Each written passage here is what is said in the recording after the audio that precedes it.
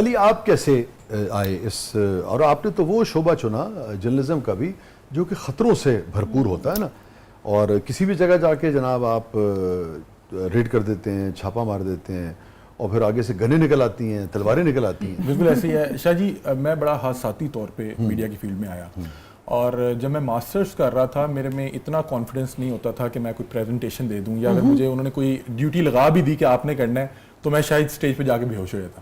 اور میرے لیے اس میں عافیت تھی کہ میں بے ہوش ہو جاؤں، کیونکہ میں ایکٹر بہت اچھا تھا، کیونکہ میں فلم اینڈ ٹی وی سے بڑا لمبا عرصہ ایسوسیٹ رہا، تو اس لیے کانفیڈنس تھا نہیں. لیکن بہت سے احباب کو، جیسے کہ آپ کو بتا رہے ہیں کہ پی ٹی وی پہ رات گئے دیکھا کرتے تھے، اس کے علاوہ طارق عزیز صاحب کا پروگرام، اللہ تعالیٰ ان کی مغفرت فرمائے، اور اس کے بعد اقرار بھائی کا پروگرام دیکھا کرتے تھے، اور پھر وسیم بدامی، اس طرح بہت بڑے بڑے نام ہیں. تو انہیں دیکھا کرتے تھے لیکن ان کو دیکھ کے بھی کبھی خیال نہیں آیا کہ یہ کرنا ہے. لیکن ہوا کیا کہ میرے ایک دوست ہیں انس گوندل، وہ ایک ڈیجیٹل میڈیا چینل سے ایسوسیٹڈ تھے، اور انہوں نے ایک دن مجھے بلایا کہ آج آپ نے آنا ہے. میں نے کہا کیا کرنا ہے؟ انہوں نے کہا آج آپ نے ایک انٹرویو کرنا ہے. میں کہا کیا کروں گا؟ انہوں نے کہا آپ آ جانا، بس کر لیں گے. اور انہوں نے مجھے بلایا اس لیے کہ ہماری اکثر بڑی ڈیبیٹ ہوا کرتی تھی، انہیں یہ پتا تھا کہ یہ لاجیکلی سوال بھی پوچھ سکتا ہے اور آنسر بھی دے سکتا ہے. شاہ جی آپ یقین نہیں کریں گے، ہم گئے وہاں پہ، ہم نے جو پہلے دن وہاں پہ انٹرویو کیا اس پہ میرا خیال ہے کہ 4 سے 5 کروڑ ویوز آئے. 4 سے 5 کروڑ ویوز آئے. وہ وائرل ہو گیا، وہ ٹرینڈ کرنے لگا. وہ اصل میں وہ تھا خواتین کے مارچ کے حوالے سے. اس میں کچھ ایسے لوگ تھے، میرے اس پہ نا کچھ پوائنٹس بڑے لاجیکلی بڑے جو ہے ساؤنڈ تھے، تو وہ وائرل ہو گیا. ویمنز ڈے کے اوپر جو ہوتا ہے. ہاں، تو وہاں پہ وہ ایک کلپ وائرل ہو گیا اور وہ میرا پہلا کلپ تھا. اس کے بعد انہوں نے مجھے کہا کہ یار اب آپ کو یہ کرنا ہے. تو پھر میرا خیال ہے کہ 8 سے 10 دن لگے، اور پھر اللہ تعالیٰ نے بڑا خاص کرم کیا کہ ان لوگوں کے ساتھ ملوا دیا. کیونکہ میرا خیال ہے کہ جو یہ میڈیا فیلڈ ہے اس میں آپ کی ٹریننگ بڑی امپورٹنٹ ہے. اگر آپ کی بیسک ایجوکیشن کمپلیٹ ہے، آپ نے ماسٹرز کیا ہوا ہے یا بیچلرز کیا ہوا ہے، اس کے بعد آپ کی ٹریننگ بڑی امپورٹنٹ ہے کہ آپ کس کے ساتھ جا رہے ہیں. کیونکہ آپ کو کوئی بھی یہ نہیں سکھا سکتا کہ آپ نے مائک کس طرح سے پکڑنا ہے، آپ نے کسی کو لائن اپ کس طرح سے کرنا ہے، آپ کے الفاظ کا چناؤ کیا ہوگا، آپ کی ٹون کیا ہوگی، آپ کی فیل کیا ہوگی. مطلب کہ ہمارے ایک دوست ہیں، وہ ابھی نئے جب اس فیلڈ میں آئے تو وہ ایک ایسے گھر میں گئے جن کا کوئی نقصان ہو چکا ہوا تھا، کسی فیملی ممبر کی ڈیتھ ہو گئی. تو وہ اتنے ایکسائٹیڈ تھے، وہاں جا کر السلام علیکم ناظرین، آج آپ کو دکھائیں گے ان کا ویٹ. میں نے کہا کہ آپ ایک اگر ایسی جگہ پہ ہیں جہاں پہ آپ ان کا بہت نقصان ہو چکا ہے، تو آپ کے چہرے پہ بھی اور آپ کی آواز میں وہ ہونا چاہیے. تو میں بتا رہا ہوں کہ پھر وہ آپ کی ٹریننگ میٹر کرتی ہے. پھر فاروق شہباز بڑائی صاحب ہیں، بڑے سینئر جرنلسٹ ہیں، ان کے ایک ڈیجیٹل پلیٹ فارم تھا، اس سے یہ آغاز کیا. تسی علی بھائی دی سپیڈ ویکھی، کیا بات ہے. یہ جو بندہ بول ہی جا رہے ہوندا، شو مک بھی جائے پھر بھی بول ہی جا رہے ہوندا، وہ کہہ رہے بس کر دیں، ختم ہو گئی نا، کوئی بات ہے نہیں. ان کا بولنے کا کام ہے، ہمارا بریک لینے کا کام. بول نہیں.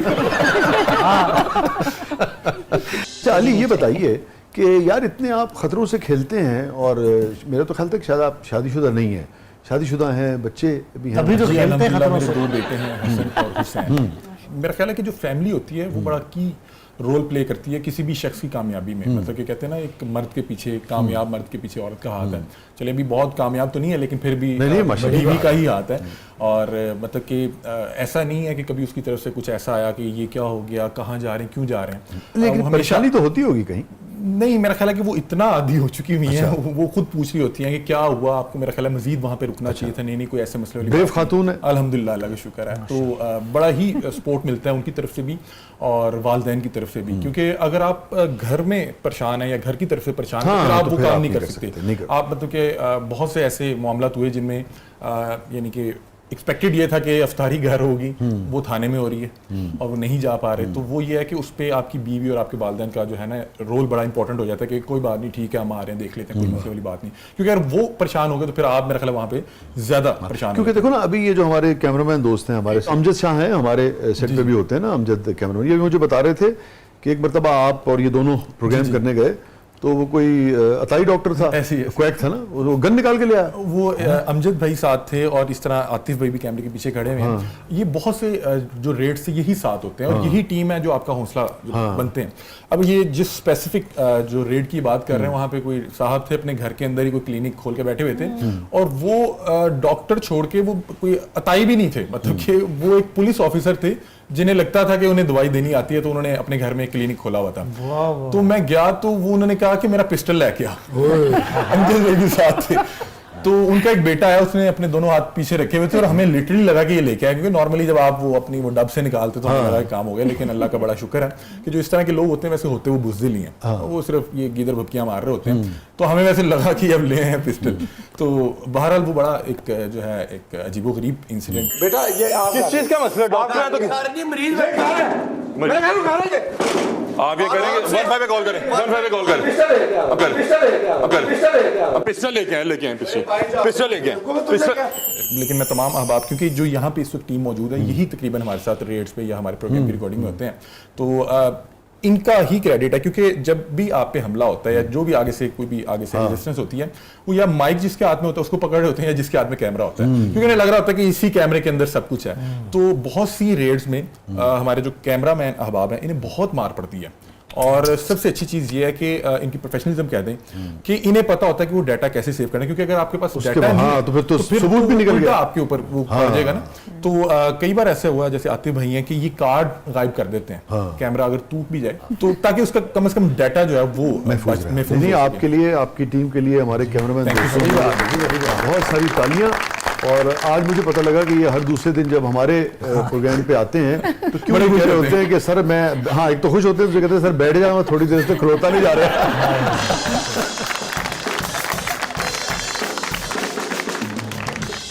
अल्लाह ताला आप सबको महफूज रखे। तो रिजा साहबा क्या है प्रोग्राम के इस मतलब?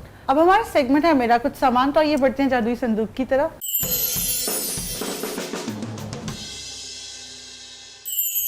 रिजा ਇਹੋ ਜਿਹੀ ਕੁੜੀ ਬਾਦਸ਼ਾਹ ਵਾਲੀ ਫਿਲਮ 'ਚ ਨਾ ਤਖਲੀਆ ਕਹਿ ਕੇ ਬਾਦਸ਼ਾਹ ਕੋਲੋਂ ਘੁੱਟ ਖਾ ਲੈਂਦੀ। Okay, I think Madani. डंडा ख़वातीन वाले हथियार उठाए हैं। गुली डंडा का तो ये है कि हमें आइडिया नहीं था ये क्या है। मैंने जो पहला शो शाह साहब आपके साथ किया वो था सियासी थिएटर एक्सप्रेस पे आप थे, तो अमजद साहब हमारे साथ हयात थे उस वक्त। हाँ हमारे पास थे, तो उन्होंने मुझसे पूछा कि बेटा आप पॉलिटिक्स और ये सारा कुछ, तो बातों बातों में मैंने बताया कि मैं मंजूर इलाही टेस्ट क्रिकेटर की बच्ची हूँ। तो उन्होंने मुझे एकदम से ऐसे कहा कि ओ तुम्हारे वालिद को तो मैं बहुत अच्छी तरह जानती हूँ, तुमने पहले क्यों नहीं बताया? तो मैंने कहा सर वो फिर लोग कहते हैं कि जी वालिद साहब की सिफारिशी होगी, तो मैं अपना नाम बनाना चाहती थी, तो मैं उनका जिक्र, अपना इंट्रोडक्शन उनकी, तो उन्होंने बड़े मज़े की बात की। उन्होंने कहा कि बेटा तुम्हारे वालिद साहब जो हैं वो गुल्ली डंडा खेलते हुए बड़े हुए हैं और अब वो क्रिकेट खेलते रहे, तो हम उनको बड़ा शौक से देखते थे। तो अगर वालिद अच्छा हो तो जिक्र कर देना चाहिए। तो मेरे वालिद साहब माशाल्लाह कहीं पे भी जाते हैं तो लोग उनको याद करते हैं और कहीं ना कहीं से उनका एक लिंक निकल आता खुद है। चूंकि क्रिकेट के बड़े शौकीन थे और बड़े एक जी, जमाने तो तक वो खेलते उन्होंने रहे। मुझे इसलिए गुल्ली डंडा देखते ही ना मुझे अमजद साहब याद आ गए कि अभी आपने गुल्ली भी साथ में उठा ली, खाली अगर आप डंडा हाथ में उठाती ना तो पता नहीं कितने मीम्स बन जाते।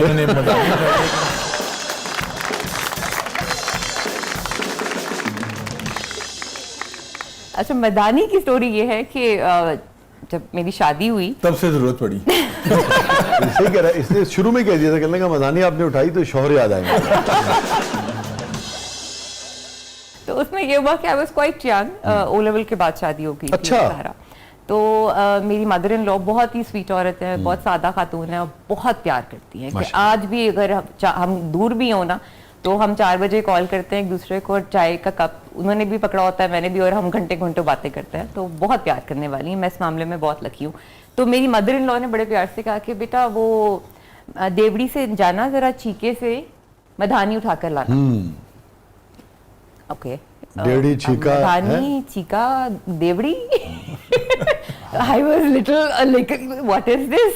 तो अब उस वक्त छोटे वाला फोन होता मेरा था, ब्याह कितने हो गया है? मेट्रोला का फोन होता था, तो वो मैंने आज लिटरली जस्ट उनके डायरेक्शन की तरफ मैं गई और मैंने फटाफट फोन किया अपनी अम्मा को कि अम्मा देवड़ी क्या होती है, मदानी क्या होती है और चीका क्या होता है?